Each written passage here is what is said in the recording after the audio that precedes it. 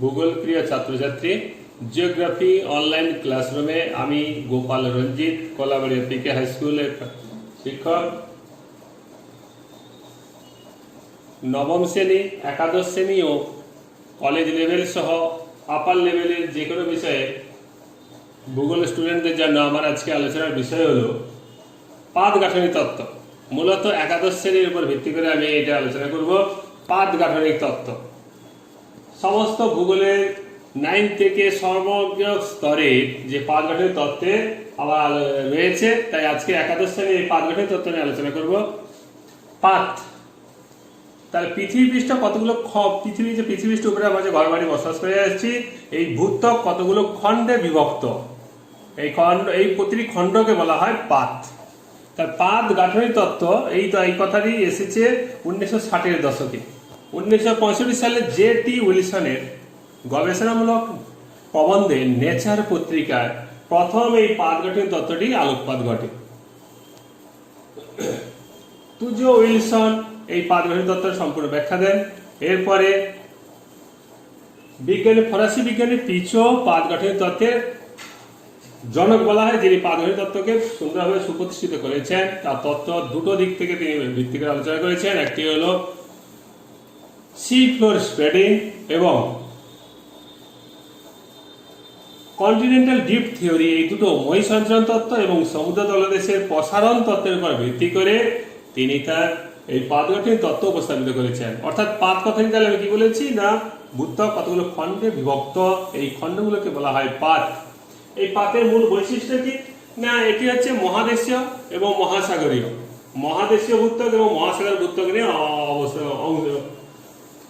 অবস্থিত। বেদ, এই মহাদেশীয় ভূত্বক যার গভীরতা বা বেদ 150 কিলোমিটার, আবার মহাসাগরের ভূত্বকের বেদ 70 কিলোমিটার। তাহলে পাতের যে আমরা দেখবো, এই পাত কথাটি থেকে আয়তন কত না 1 লক্ষ থেকে 100 কোটি বর্গ কিলোমিটার পর্যন্ত পাতের আয়তন।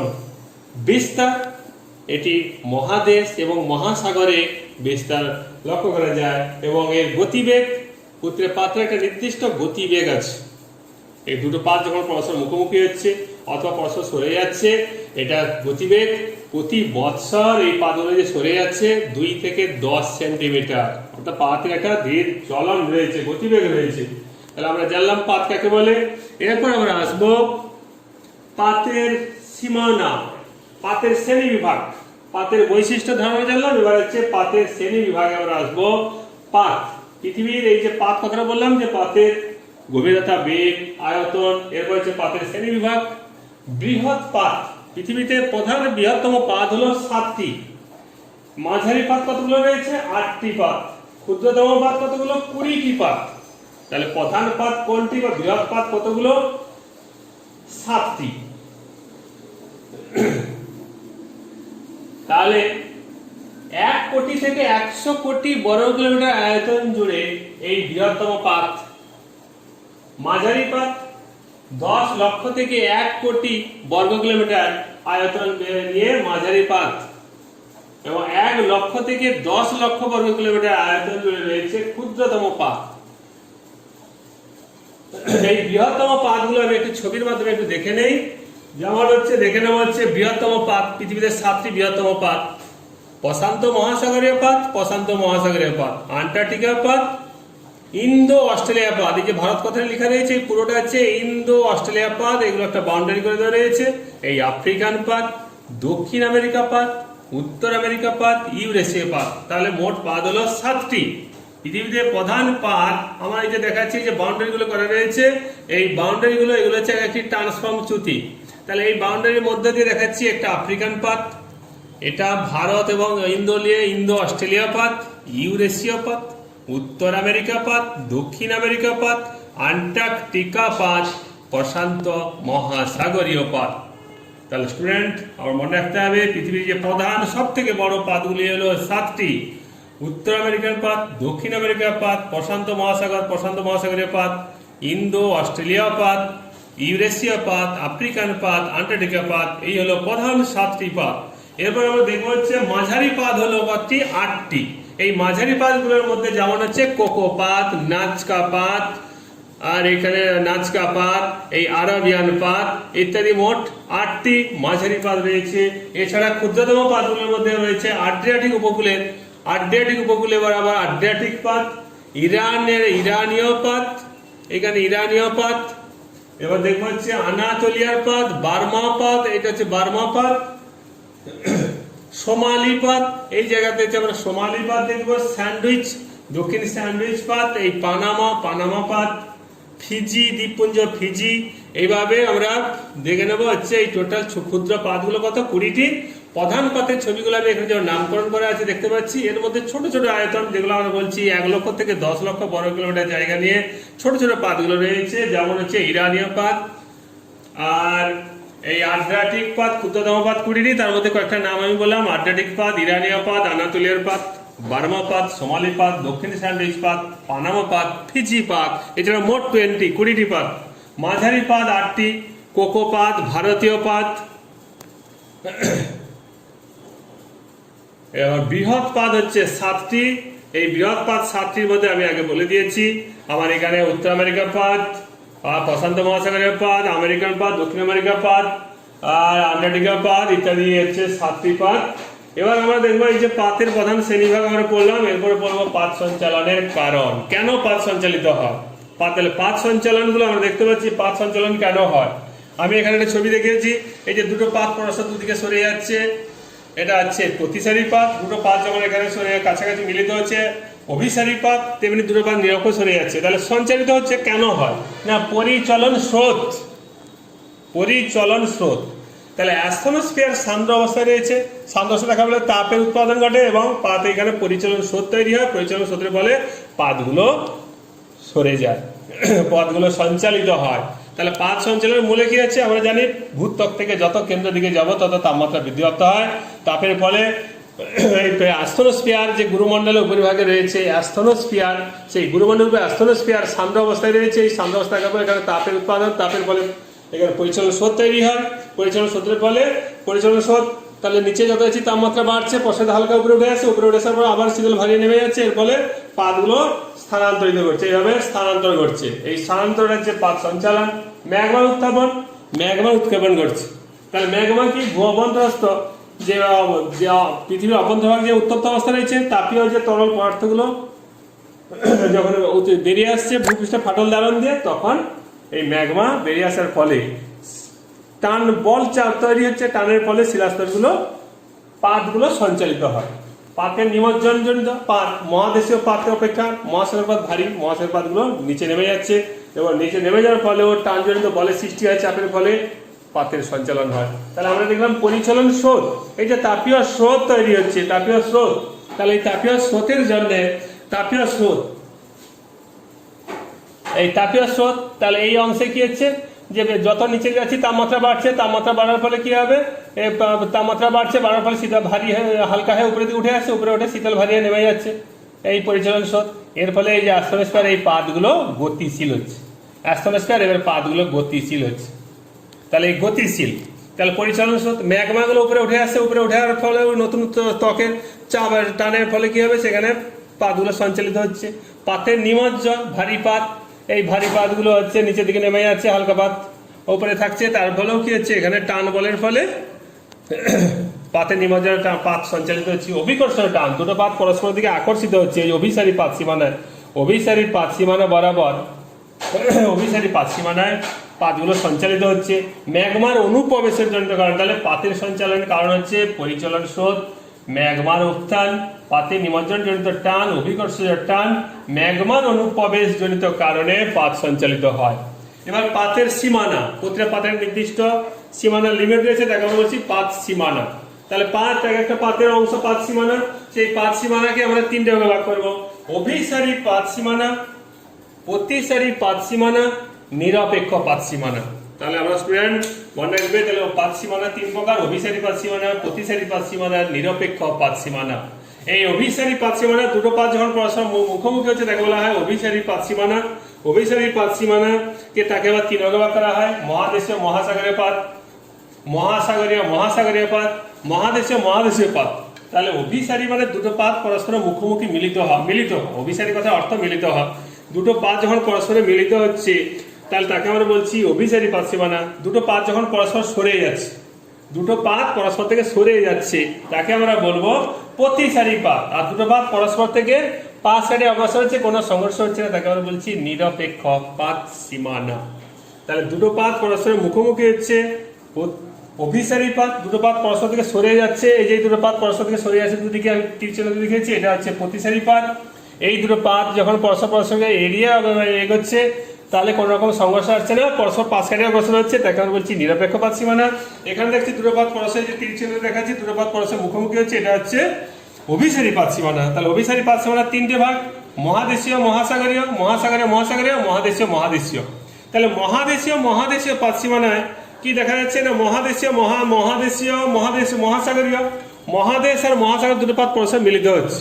তাহলে দুটো পাত পরস্পর মিলিত হওয়ার ফলে কি হচ্ছে, পাতের বলয় সৃষ্টি হচ্ছে, বেনীয় মণ্ডল, কটিলেরা সৃষ্টি, ভূমিকম্প, আগ্নেয়গিরি, সমুদ্র খাত সৃষ্টি। তাহলে পাত বলয় কাকে বলা হয়, অভিসারী, দুটো পাত পরস্পরের মিলন ঘটছে, পাতের বলয়। তাহলে পাত বলয় মানে সাবডাকশন জোন। তাহলে ভূপৃষ্ঠ একটা নির্দিষ্ট গভীরতা যেখানে হালকা পাত, মহাদেশের পাতগুলো হালকা, মহাসাগর পাত ভারী, মহাসাগরের পাতগুলো নির্দিষ্ট চাপে যে নির্দিষ্ট অঞ্চল ধরে সাবডাকশন জোন।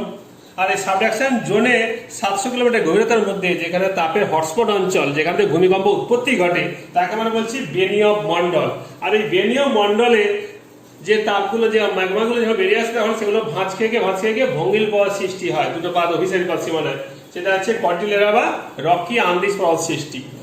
ভূমিকম্প, এই যে দুটো পাত যে পরস্পর মুখোমুখি হওয়ার ফলে শিলার টান বলের ফলে শিলা যে কেঁপে উঠেছে তাকে বলা হচ্ছে ভূমিকম্প। আর আগ্নেয়গিরি, তাহলে দুটো পাত পরস্পর মুখোমুখি হওয়ার ফলে যেমন কর্টিলেরা সৃষ্টি হচ্ছে, তেমনি ওই সমস্ত কর্টিলেরা বরাবর ফাটল ধারণ দিয়ে ম্যাগমা বেরিয়ে আসছে, তাকে বলা হয় আগ্নেয়গিরি।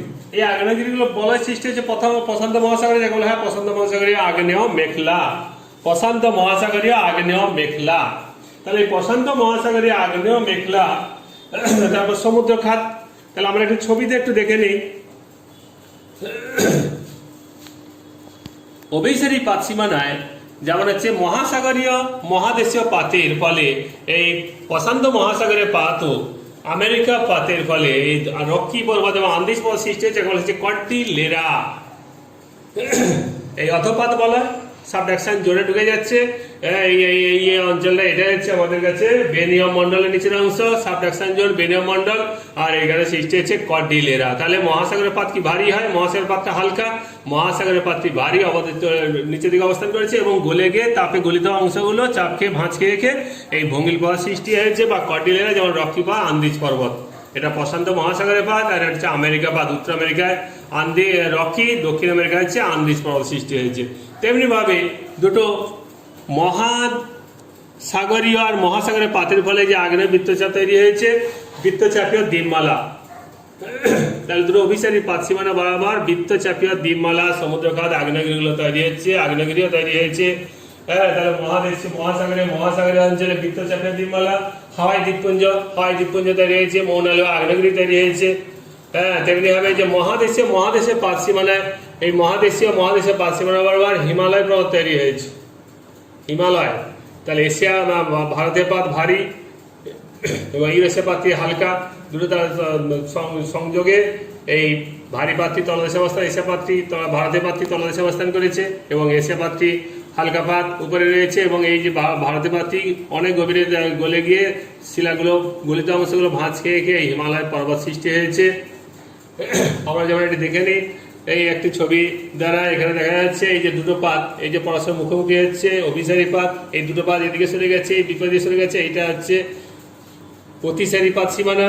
তাহলে অভিসারী পাত, প্রতিসারী পাত সীমানা। হ্যাঁ, এবারে যে ধ্বংসাত্মক পাত মানে হচ্ছে অভিসারী পাত সীমানা, ধ্বংসাত্মক পাত সীমানা বলছি। দুটো পাত পরস্পর সরে যাচ্ছে, গঠনাত্মক পাত সীমানা বা প্রতিসারী, আর নিরপেক্ষ পাত সীমানা এটা পাঁচ কাটা অগ্রসর হচ্ছে। তাহলে আমরা একটু দেখে নিই।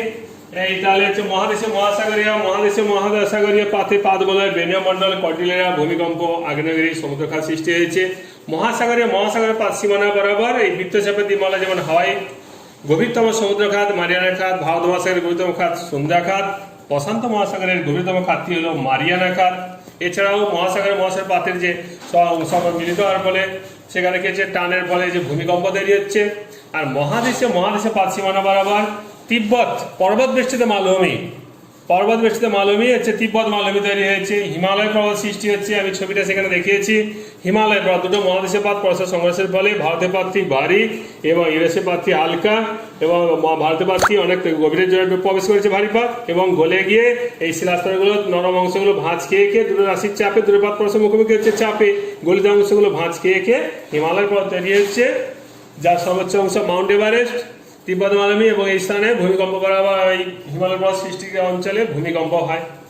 প্রতিসারি পাত সীমানা কি হচ্ছে, নতুন মহাসাগরের ভূত্বক সৃষ্টি। প্রতিসারি কাকে বলে আমি বলেছি, দুটো পাত পরস্পর থেকে সরে যাচ্ছে, মানে গঠনাত্মক পাত সীমানা ঘটে যাওয়ার ফলে সমুদ্রতলের দেশ প্রসারিত হচ্ছে। সমুদ্রতল প্রসারিত হওয়ার ফলে সমুদ্রতলে সে ম্যাগমাগুলো জমা হয়ে গিয়ে বিশাল শৈলশিরা সৃষ্টি হচ্ছে, যেটাকে বলা হচ্ছে মধ্য মহাসাগরীয় শৈলশিরা। আটলান্টিক মহাসাগরের এস আকৃতির শৈলশিরা, এইভাবে পৃথিবীর বৃহত্তম শৈলশিরা আটলান্টিক মহাসাগরে অবস্থিত এস আকৃতির শৈলশিরা তৈরি হয়েছে। গস্ত উপত্যকা, পৃথিবীর বৃহত্তম গস্ত উপত্যকা হলো আফ্রিকার গ্রেট রিফট ভ্যালি। সেটি হচ্ছে এই মূলত প্রতিসারি পাত সীমানায় তৈরি হয়েছে। সমুদ্র তলদেশ বিস্তার প্রসারিত হচ্ছে, ম্যাগমাগুলো জমা হয়ে যাওয়ার ফলে প্রসারিত হচ্ছে, দুটো পাত প্রসার সরে যাওয়ার ফলে সমুদ্র তলদেশ প্রসারিত হচ্ছে। এই প্রসারিত বরাবর বা এই মধ্যম শৈলশিরা বরাবর ভূমিকম্প লক্ষ্য করা যায়। এবার হচ্ছে নিরপেক্ষ পাত সীমানা, দুটো পাত পরস্পরকে পাশ কেটে যাওয়া অগ্রসর হচ্ছে। নিরপেক্ষ পাত সীমানা কি হয়, চ্যুতি বা আন্দ্রিজ পর্বত চ্যুতির সৃষ্টি হয়েছে। চ্যুতি যেমন হচ্ছে সান আন্দ্রিজ চ্যুতি, পৃথিবীর দীর্ঘতম চ্যুতি ক্যালিফোর্নিয়া নিকট, এই ক্যালিফোর্নিয়া এখানে আছে দীর্ঘতম চ্যুতি হচ্ছে সান আন্দ্রিজ চ্যুতি। এখানে নিরপেক্ষ পাত সীমানা কাজ করেছে। এই নিরপেক্ষ পাত সীমানা এখানে হচ্ছে পৃথিবীর দীর্ঘতম চ্যুতি সান আন্দ্রিজ চ্যুতি, এটি হলো একটি নিরপেক্ষ পাত সীমানা।